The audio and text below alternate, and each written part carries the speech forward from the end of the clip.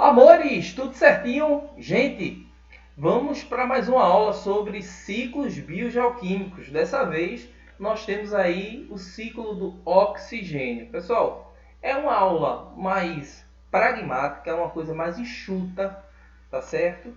Nós temos só um slide que ele comenta, ele mostra de forma muito clara para a gente todos esses aspectos que estão relacionados ao ciclo do oxigênio, beleza? Então vamos ver, vamos dar uma trabalhada, vamos dar uma comentada para deixar a coisa bem simples aí para vocês, tá certo? Então deixa eu colocar o slide, que é esse aqui, ó, tá? Então, olha só, quando a gente fala sobre o ciclo do oxigênio, é importante falar sobre a produção desse oxigênio. Essa produção ela ocorre em virtude do processo fotossintético, como eu coloquei aqui para vocês. Então, a fotossíntese é a grande responsável pela liberação desse oxigênio na atmosfera, tá certo? Então, para que isso possa acontecer, você tem uma série de eventos, né? Então, a planta, de forma geral, os vegetais, as, as cianobactérias, as macroalgas, feofícias, xantofícias, clorofícias, elas captam esse gás carbônico atmosférico. Do ponto de vista estrutural, você encontra ainda a captação de água, né? Então, a partir daí eu tenho o processo que vai ocorrer dentro do cloroplasto. O cloroplasto, junto com a clorofila, vai auxiliar a transformação dessas concentrações de gás carbônico e água na matéria orgânica, que é a glicose, e também no oxigênio que é liberado para a atmosfera. Tranquilo? Esse oxigênio ele é captado pelos organismos aeróbios. Lembra que existem organismos aeróbios e organismos anaeróbios. Os organismos aeróbios são aqueles que precisam do oxigênio para respirar. Lembra que aqui eu coloquei para vocês, coloquei uma vaquinha representando um animal, né? E coloquei para vocês também aqui o vegetal representando os organismos fotossintetizantes. Perceba que esse animalzinho aqui, ó, ele está liberando o gás carbônico, né? Ele está liberando esse gás carbônico. E esse oxigênio ele está chegando até ele pelo processo de respiração. Ele se liga que o correto é respiração celular, tá certo? Por que, cabeça? Porque a respiração ela ocorre dentro da célula. Tranquilo?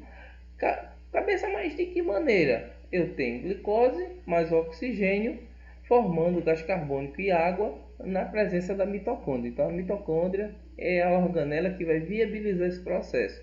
Então perceba que nesses eventos o oxigênio ele sempre está presente, né?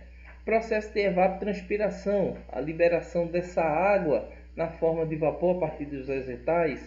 Então os vegetais eles têm essa propriedade. Existe uma gama enorme de estruturas que vão propiciar a captação dessa água, né? E a liberação dessa água na parte superior. Observe que a água que está sendo liberada, ela está sendo liberada a partir dos hidatóides e a partir também dos estômatos. Então, existe oxigênio aí na molécula da água, né? A precipitação, aqui que eu coloquei para vocês, ó, a precipitação, as chuvas, né? A partir do momento que chove, eu tenho aqui no solo concentrações d'água, ocorre absorção a partir dos vegetais, a partir dos animais.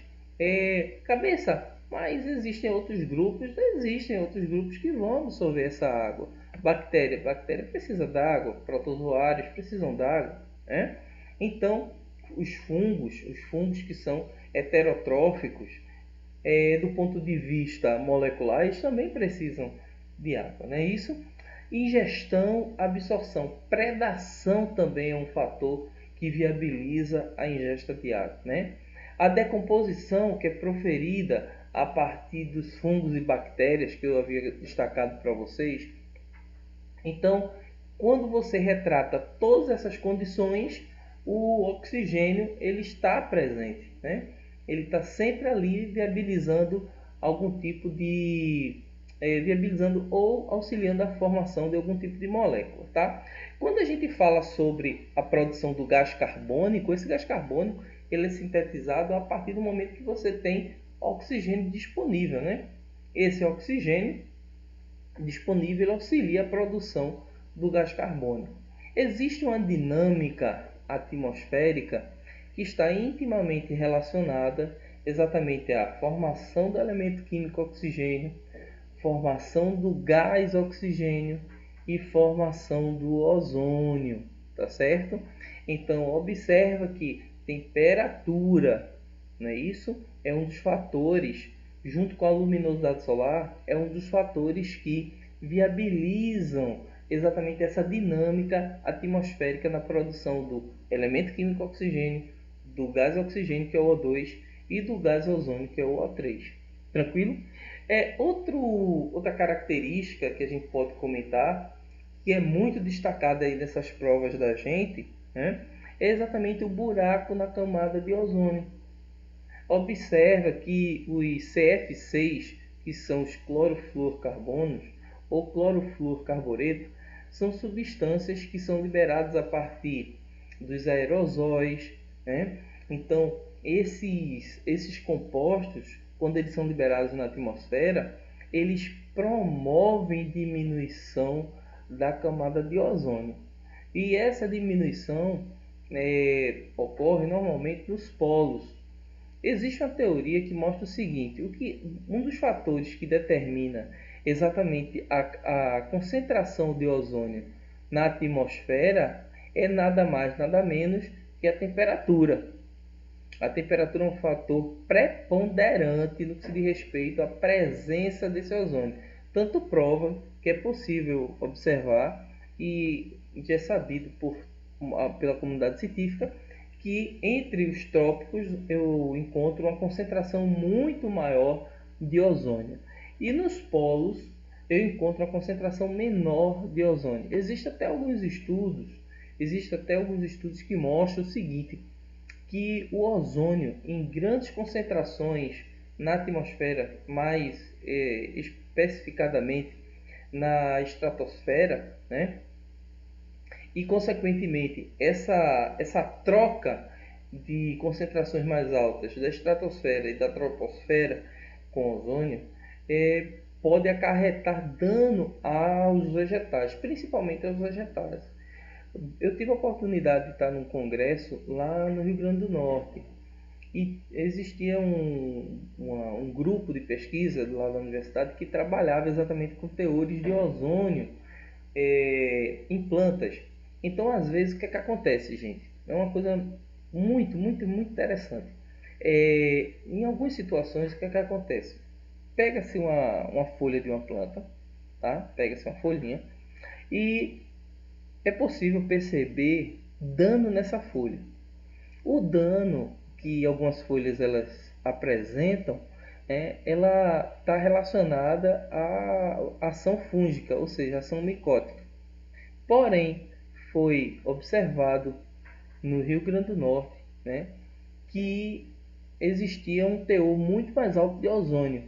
E a lesão foliar que os cientistas eles encontravam não era por fungo, era exatamente a ação do ozônio, tá certo? Beleza? Tranquilo? Existe uma perspectiva também que é o seguinte: a vida útil do CFC no ambiente gira em torno de 75 anos.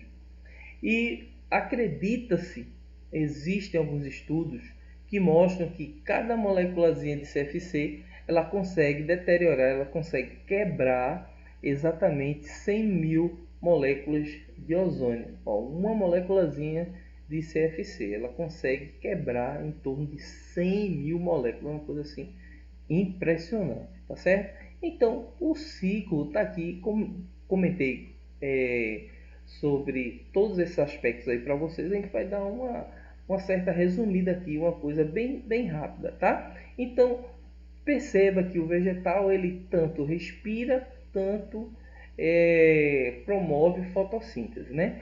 Então aqui, ó, ele promove a captura desse gás carbônico e libera o O2.